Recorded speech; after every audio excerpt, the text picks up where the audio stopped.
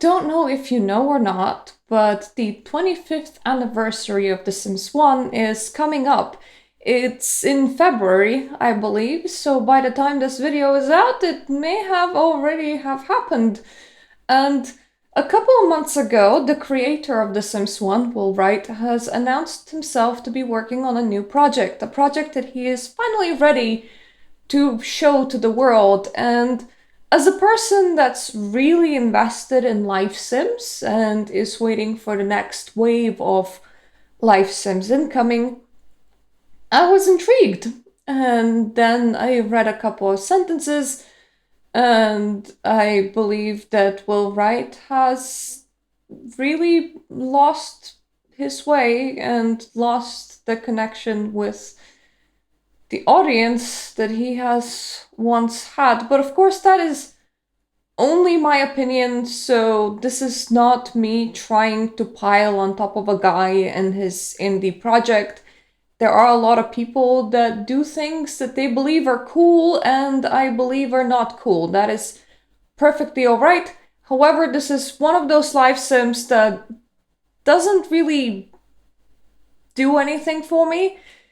And there is a mix of reasons to why, and I'm gonna try to explain it in this video. So let's just start with a nice article from, well, Eurogamer, but really multiple publications have covered it. A lot of publications cover things in the exact same way. So it doesn't quite matter which publication exactly you decide to look at when it comes to articles published on games, because they're practically going from the exact same script. Therefore, a lot of them are going to be writing the exact same things. So, random publication number one is the one that we're going to be looking at. This one is from Eurogamer. The Sims creator Will Wright discusses his forthcoming AI live sim proxy. The more I can make a game about you, the more you'll like it.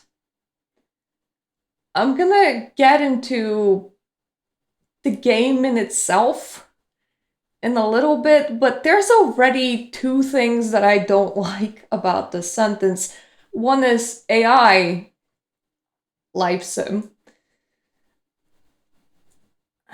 AI is a great way of replacing catered, specific, hand-polished, and loved areas in art, movies, video games with generic, generated, alien, cold places.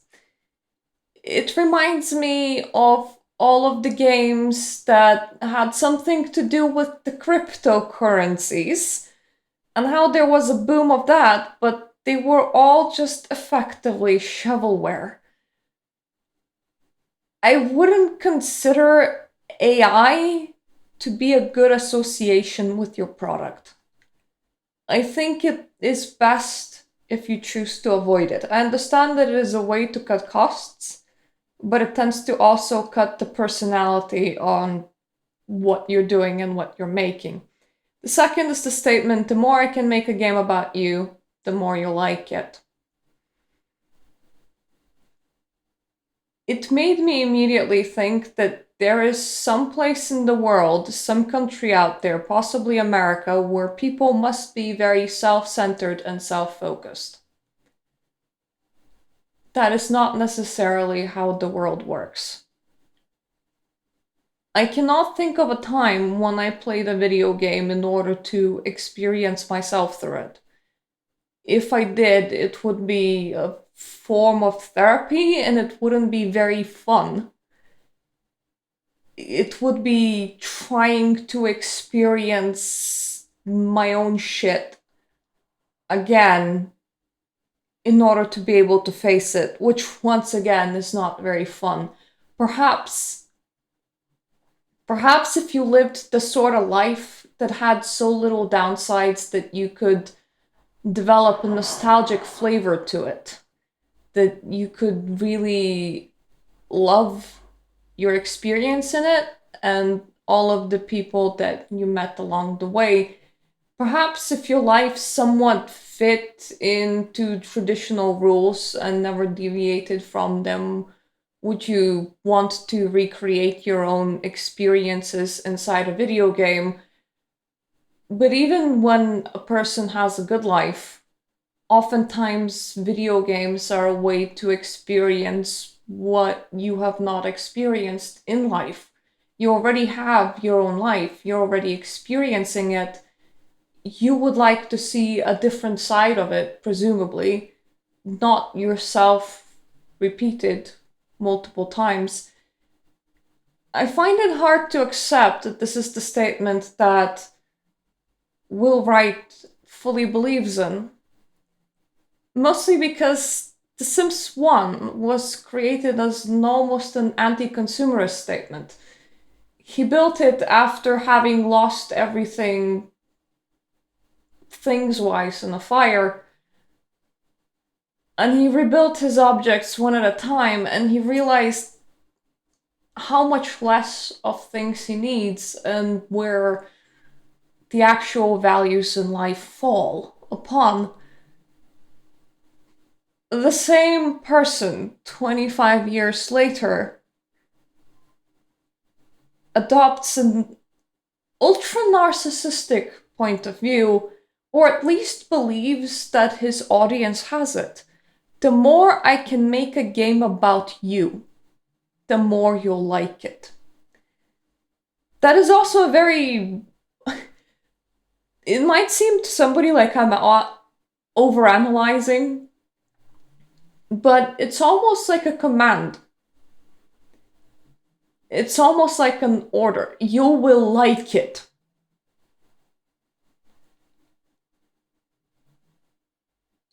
There's a lot of things that I don't like about that sentence. I think that the premise of it is just wrong from the beginning.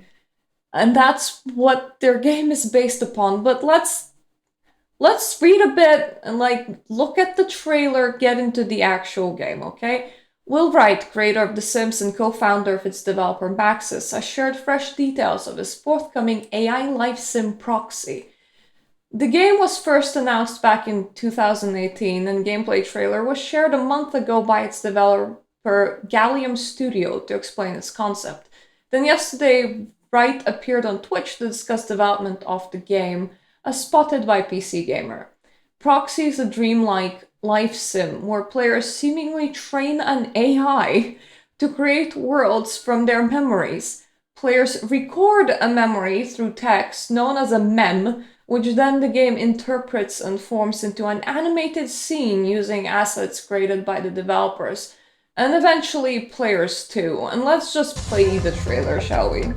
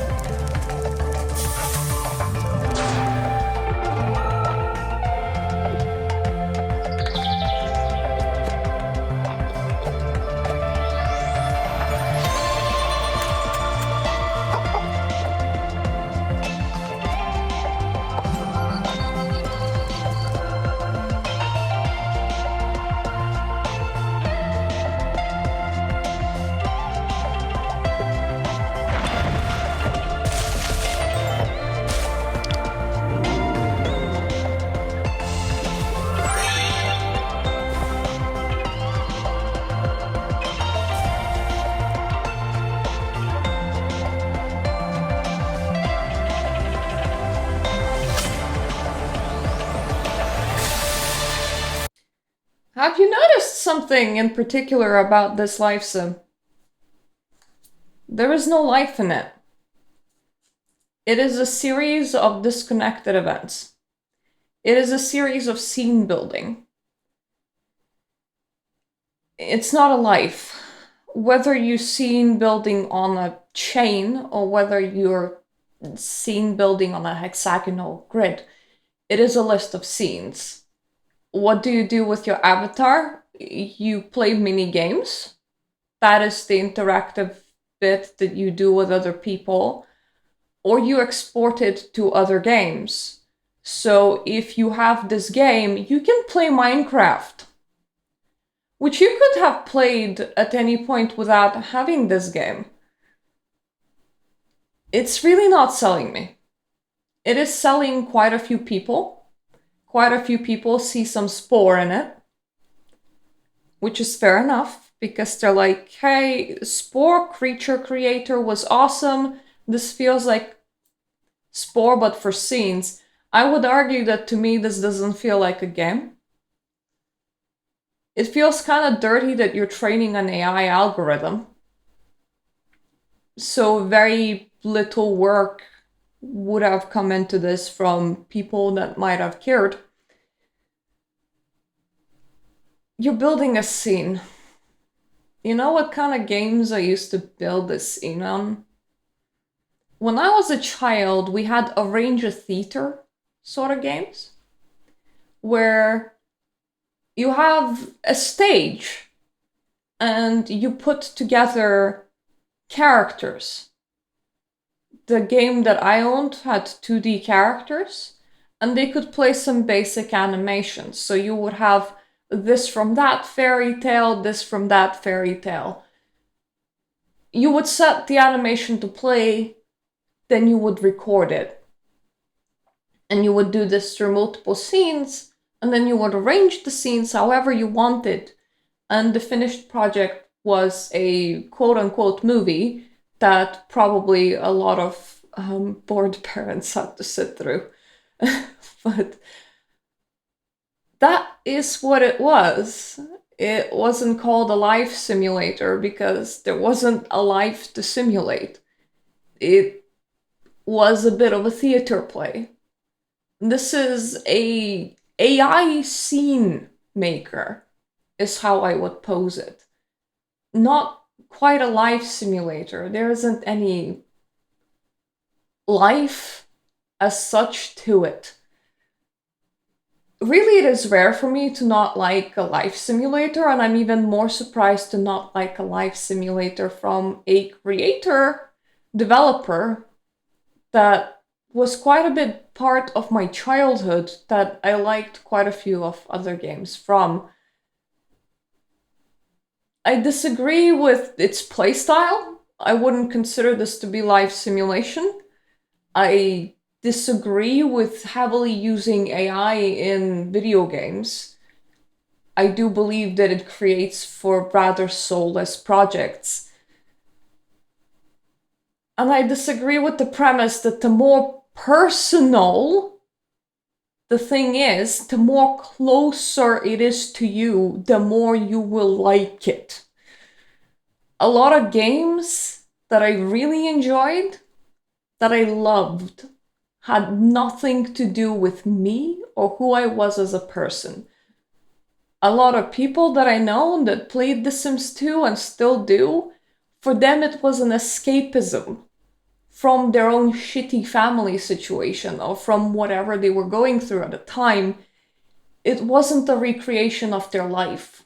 It wasn't even a recreation of an idealist version of their life. It was a play with characters that are not them. That is what a lot of gaming is. It is playing with characters that are not you, trying possibilities that you would never have in real life, because that is not who you are. We are not Commander Shepard, we're not Lara Croft. That is just not a thing that is on the menu. I'm not The Witcher. I'm also not the guy from Deus Ex. It's not part of my life, but I enjoyed the story. And that is also how I play my life simulators. I play the stories that are there. And even when I create new stories, I don't make a me in order to insert into it. That's not what I'm interested in. I already have a me. I am a me. I am living as me. I don't need another me in order to repeat the exact same actions that I already took. That sounds entirely pointless, and like it misses the whole point of a life simulator. I don't know, guys. What do you think? The reason why I'm making this video is because it's a person that I respected. And I still do. They're allowed to make projects that I don't like, obviously. I'm just so surprised at this attitude, at the attitude of quite specifically, let's make it AI, and the more I can make a game about you, the more you'll like it. Are you interested in this? Do you see it as a proper life simulator? Or are you very skeptical of it? Because obviously it's not for me. I'm not gonna be buying it. But I don't think that it's gonna go very far. I think that the person making it fundamentally does not understand what people want. So yeah, thank you for listening for my rambling. I do ramble about video games a lot, normally in a more positive structure and more positive way than I did today. But sometimes I ramble about negative things too. This channel is primarily about video games, sometimes about a cult, sometimes about tabletops, especially Vampire the Masquerade. The kind of gothy vibe tends to be the kind of things that we're circling around. I also have gameplay of retro games, especially retro games that I find cool. This channel is a very old one, so it changed what we were doing very commonly, except that it was always gaming. So yeah, if you would like to subscribe, take a look around. See if what you see interests you. If it doesn't, it's just gonna, clog up that subscription feed, and we don't want that. If you are interested in it, then I would really appreciate if that number of people subscribed to me grew. I would find a lot of joy in it. So thank you for watching. Thank you for my Patreon subscribers. They help me fund my ability to buy new games because life is hard, yo. And I hope I'm gonna see you in my other videos. Bye, V.